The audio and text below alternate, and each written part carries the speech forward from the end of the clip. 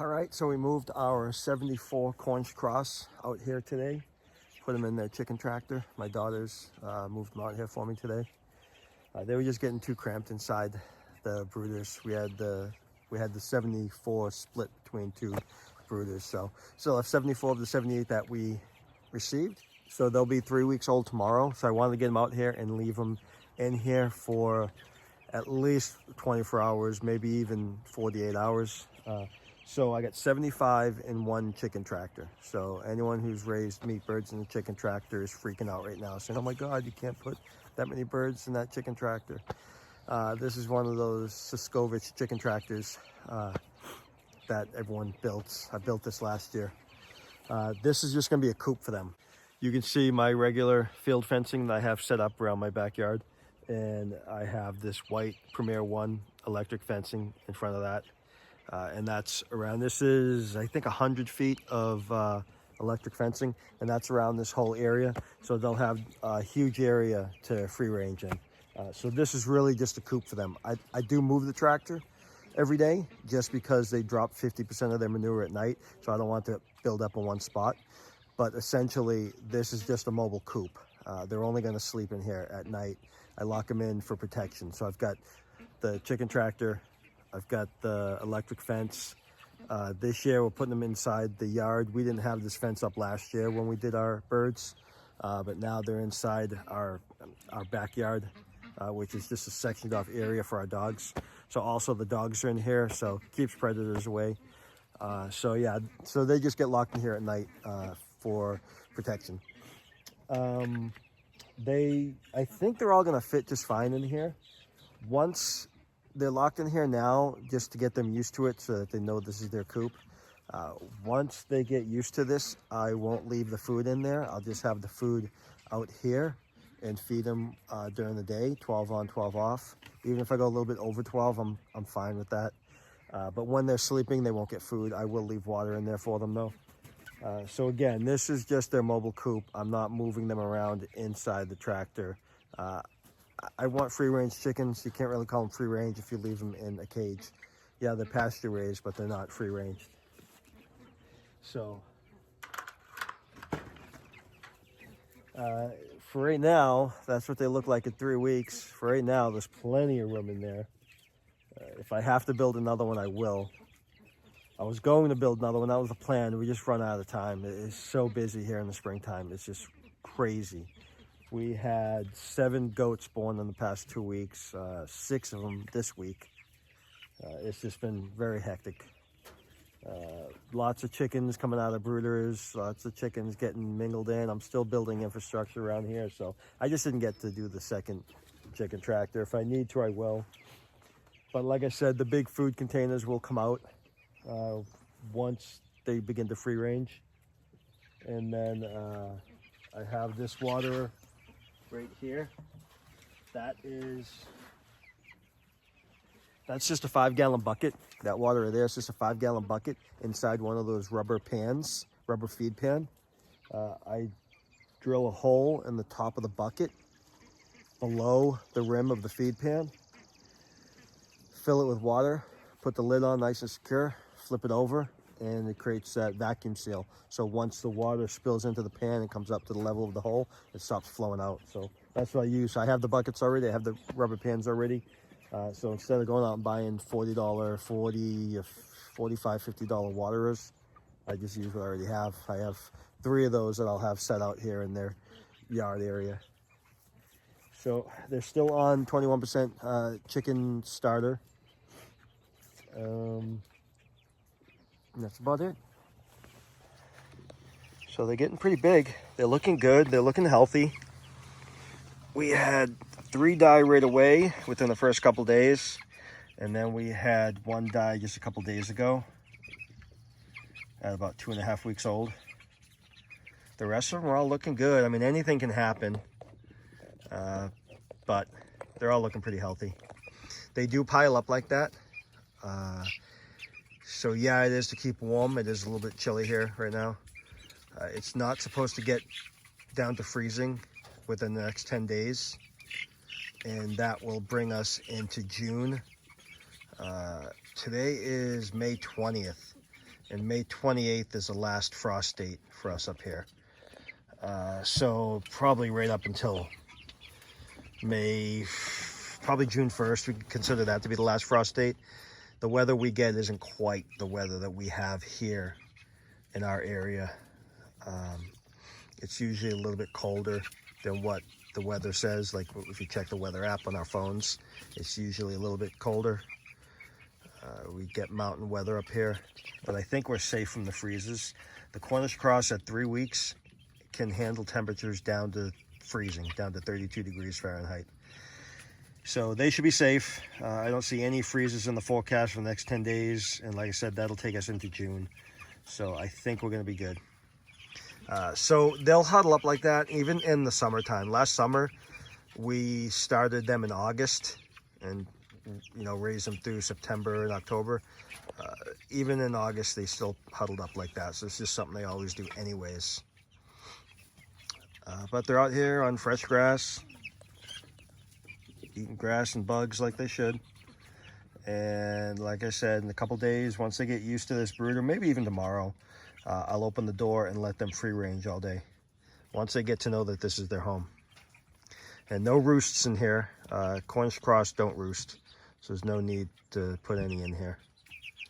If I were to put some 2x4s on the ground or something, they would jump up on those.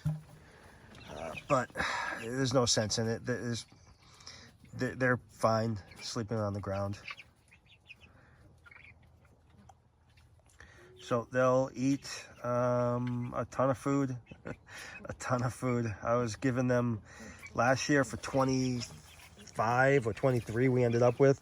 I gave them 3 scoops a day. And so that is about, of my scoops, that was about a little over 10 pounds, maybe 11 pounds a day for 25. So yeah, talking about maybe 30 pounds a day. Ugh, it's gonna cost me a fortune. This water, they'll drink tons of water, tons of water. They'll go through 5 gallons or more in a day of water.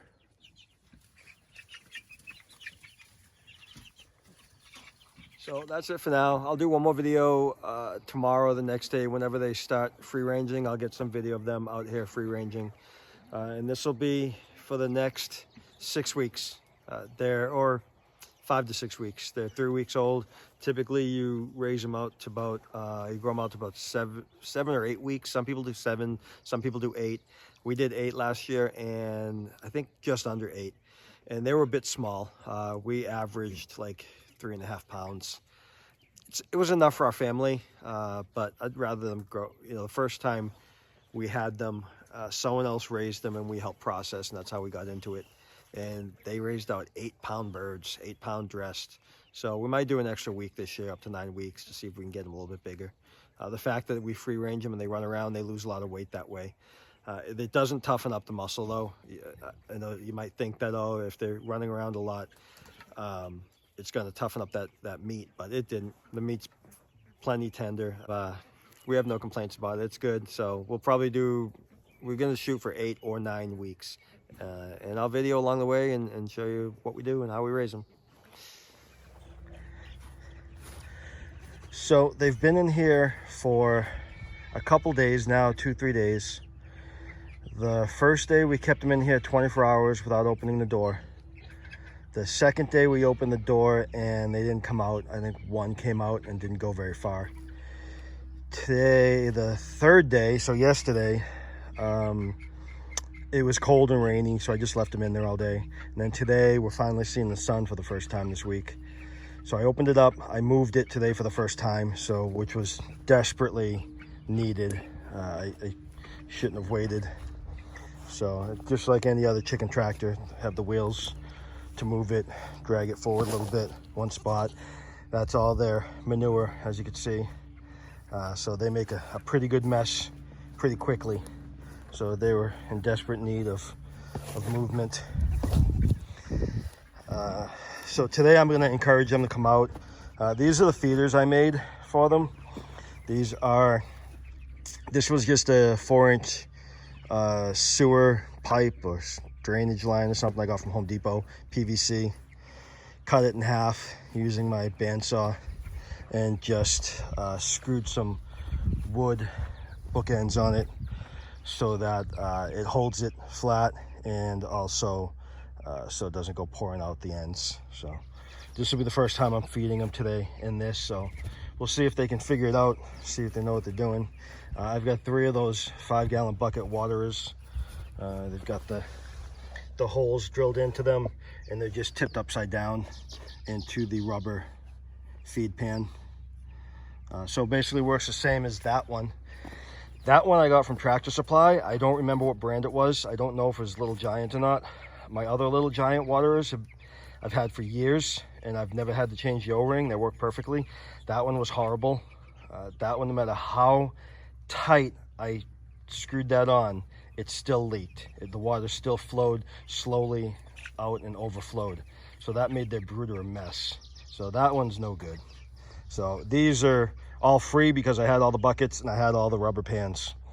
So I just drilled a hole in the tops of the rubber buckets, fill them, put the lid on, and flip them over. You could also do it where you drill a hole in the bottom. Then you just have to cork it. You'd have to block the hole while you fill it and put the lid on and then take the cork out. It was just easier, it's less things to worry about. I didn't want to have to worry about losing a plug.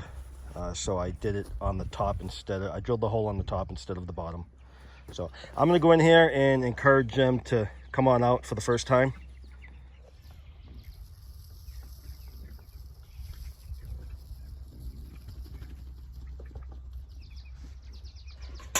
I'll probably keep these feeders on standby for days that it rains, and I'll feed them inside the chicken tractor.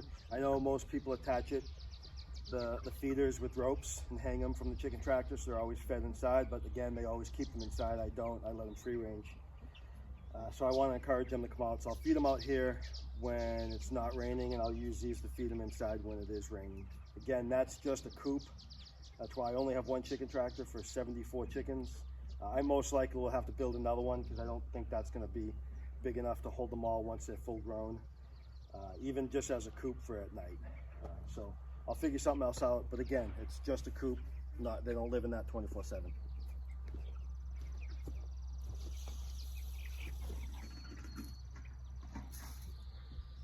So I usually just play it by ear as far as how much I feed them. I try to feed them enough to last them 12 hours.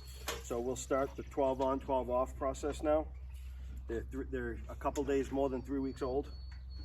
They're out of their brooder. Now we'll do the 12 on, 12 off. Like I said before, last year they were pretty small, so I wasn't real worried about overfeeding them. So I hope to grow them a little bit bigger this year. As far as how much I feed them, I play it by ear. Last year I gave them enough that lasted 12 hours. I usually erred on the side of caution and gave them a little less, and then I would come out in the evening and fill it up a little bit more, the feeder. So that's about what I'll do. I'll do enough to where it's gonna fill up the feeders, the troughs, and hopefully last about 12 hours until they go back in the coop at night. I usually let them out somewhere around 8 o'clock, between 8 and 9, and then they go back in at night about 8 or 9.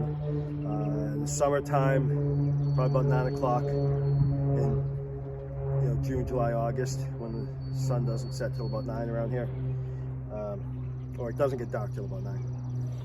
So I just play it by ear as far as, I don't focus on how many scoops I'm giving them. It is easier to do that. So I think last year we filled it up 3 scoops a day for 23 birds, and we needed a little bit more in the evening, so about 3.5 scoops, 4 scoops a day.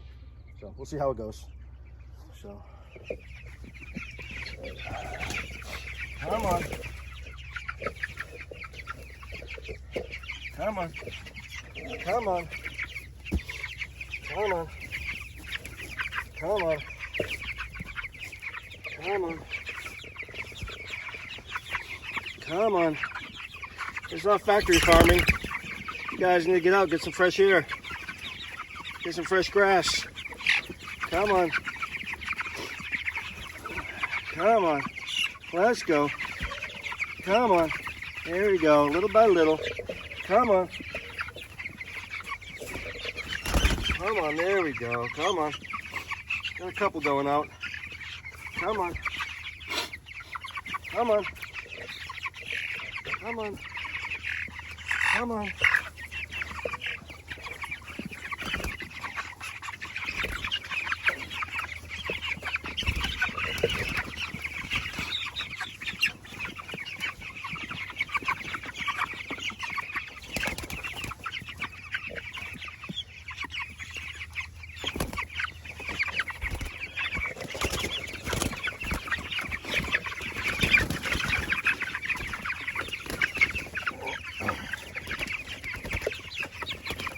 See, we like to see them out on grass. We like to see them moving around, getting some exercise.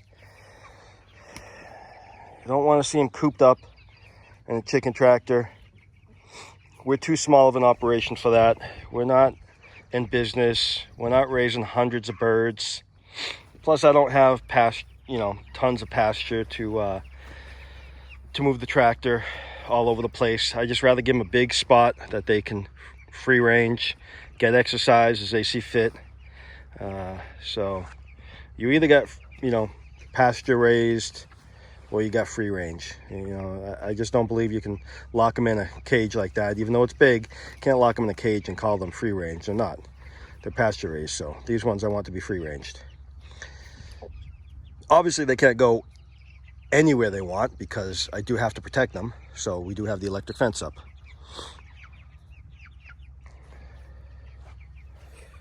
So we just had one try to sneak through the electric fence over there. He couldn't get through. I don't have it on right now, so they're not getting shocked or anything. But he couldn't get through, so that's good. Again, this is the Premier One poultry netting, so the squares are much smaller down on the bottom than they are up top. So, and that's meant for the baby chicks to not be able to get through, and then they get bigger as they come up top because by the time the chicken can attempt to fly up this high, they're too big to fit through these anyways. So this is them at, let's see, what's today? Oh man, today's Thursday. Wow, week goes by fast. This is them at 3.5 weeks old. So far I'm happy. So far they look pretty big for 3.5 weeks. At least compared to what we had last year. Last year we bought them locally. This year we bought them online from Jenks Hatchery in Oregon. So they're doing pretty good. We've lost a total of 4. We ordered 75, we received 78, and we're down to 74. And that's completely expected. Whatever you think you want, order a couple more because you're gonna lose some. It's inevitable. But they all looked healthy. I mean, again, you're just gonna lose some. It's just the nature of it. But they all did look healthy when we got them, and they still look healthy. So hopefully we don't lose too many more. Hopefully we can keep it to a minimum. Again, that's why we free range them. That's why we put them on fresh grass. As far as their manure, that soiled spot over there, I'll put straw over that. So that'll sit. Our yard is I call this our yard. This is really our dog yard. But this is all old hay from last year. We're doing everything we can to encourage growth in here. It was all just a dirt lot last year. So obviously you're not going to grow any grass this year here in these spots, but it'll be fertilizer for next year. So hopefully it takes. We'll see.